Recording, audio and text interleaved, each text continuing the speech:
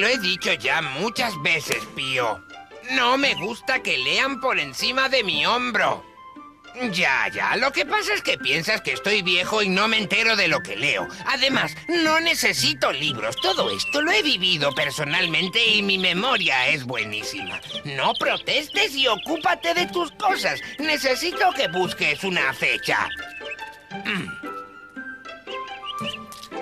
Tras la caída de Primo de Rivera, el gobierno del general Berenguer trata de consolidar la monarquía, pero la popularidad de Alfonso XIII había sufrido un daño irreparable. En el momento de celebrarse las elecciones municipales, la situación en la provincia de Las Palmas presenta algunas particularidades en relación al resto de España. El 70% de la población, campesina analfabeta, vive sometida al poder de los caciques locales. Faltan pocos días para las elecciones y el desinterés de los campesinos contrasta con la preocupación de los terratenientes.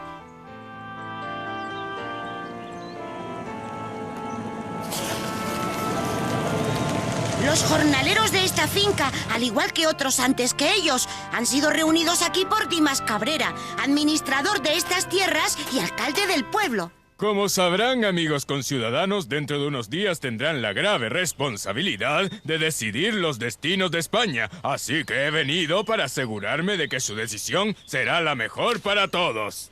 Mi secretario les dará la papeleta que deberán introducir en la urna el día 12. Usted sabe de esto más que nosotros. Siempre ha sido un hombre razonable, Marcial. Yo nunca desobedeceré a la mano que me da de comer, don Dimas. Eso está muy bien, amigo Ginés. Verá, don Dimas, yo... Benito, ¿tú qué? Yo había pensado votar a los republicanos. ¿Qué es lo que oigo, Benito? ¿Así me agradeces todo lo que he hecho por ti? ¡Toma nota, Antonio! Sí, don Dimas. No, don Dimas, votaré a los monárquicos, de verdad, ¿eh?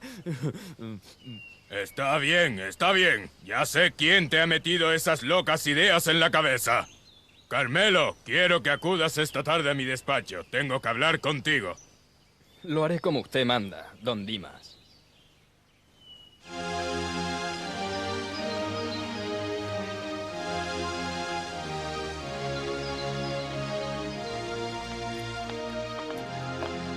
Me han dicho, Carmelo, que has presentado tu candidatura para las elecciones por los republicanos. Así es, señor. Soy un ciudadano libre. Desde luego, Carmelo, pero tu padre, como tú bien sabrás, me debe dinero. ¿Qué quiere usted decir? Muy sencillo. O retiras tu candidatura o mando a tu padre a la cárcel. ¿Y bien qué tienes que decir ahora, Carmelo? Retiraré la candidatura, señor. Ah.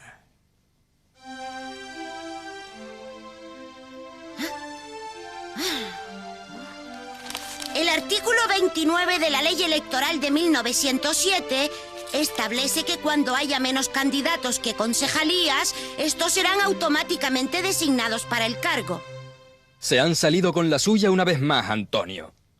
No hables en plural. Yo soy tu amigo. Sí, pero defendemos intereses diferentes. Yo soy un simple jornalero. Los caciques se aprovechan de la incultura de los campesinos. Aquí en las islas, ellos ganarán las elecciones, pero en el resto de España será diferente.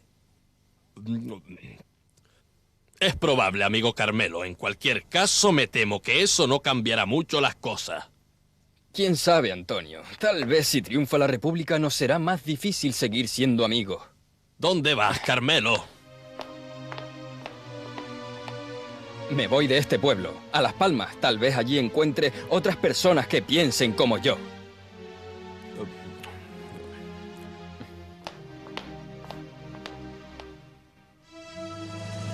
El caciquismo y la ley electoral dieron la victoria en la provincia de Las Palmas a los monárquicos. Pero el exilio de Alfonso XIII y el establecimiento de la República cambió por completo la situación.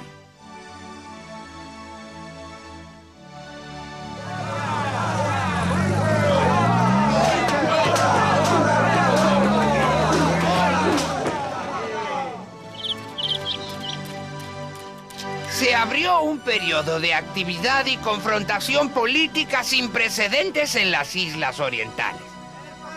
Fundado en 1903, el Partido Republicano Federal representaba el republicanismo histórico de nuestra provincia. Operaba en alianza con el Partido Socialista, que era más fuerte aquí que en Tenerife. Ese que está hablando ahora es su líder, José Frenchy Roca. Compañeros, todos me conocen y saben que desde hace 30 años lucho por la república, pero por una república de izquierda, sin caciques y sin desigualdades, en la que las Islas Canarias encuentren su autonomía y su grandeza. Compañeros, ¡viva la república! ¡Viva el socialismo! ¡Viva! ¡Viva Frenchy! ¡Viva! En 1931 nació en Las Palmas otro partido republicano, de centro moderado, el Radical, aliado con Alejandro Lerroux. Su líder era otro gran político gran canario, Rafael Guerra del Río, antiguo miembro del Partido Federal de Frenchy Roca. Es la burguesía la vanguardia del progreso. Si queremos un país moderno y desarrollado, debemos acabar por igual con los restos del pasado feudal y con los fermentos revolucionarios de un socialismo destructivo. ¡Viva!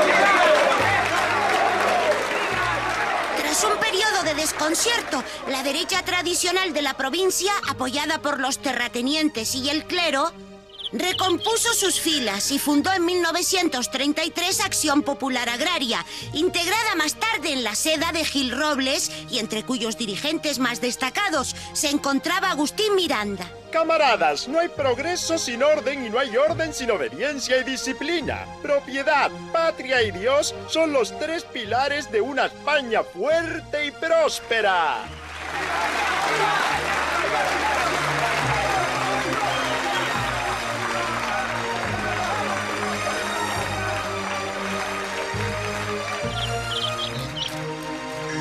Los efectos de la crisis mundial que empezaban a hacerse sentir en las islas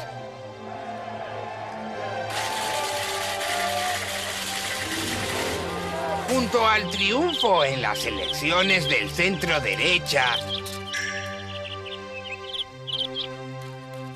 y la revolución de Asturias,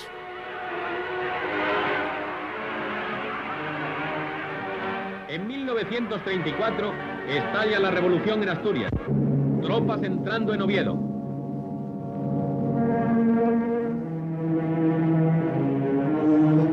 agudizaron los conflictos sociales también en la provincia de Las Palmas y fortalecieron la influencia del sindicato socialista Federación Obrera de Canarias.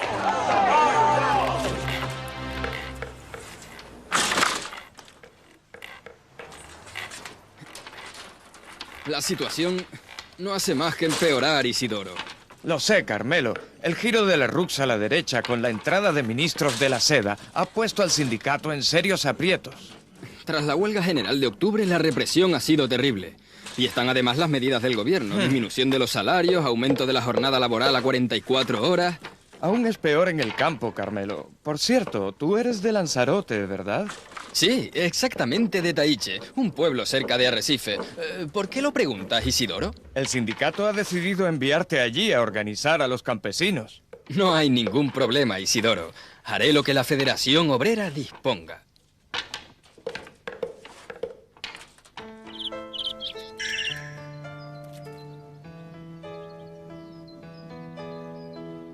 Tenemos que organizar a los jornaleros rápidamente antes de que se celebren las próximas elecciones generales. Pero dime, Ginés, ¿dónde está Benito?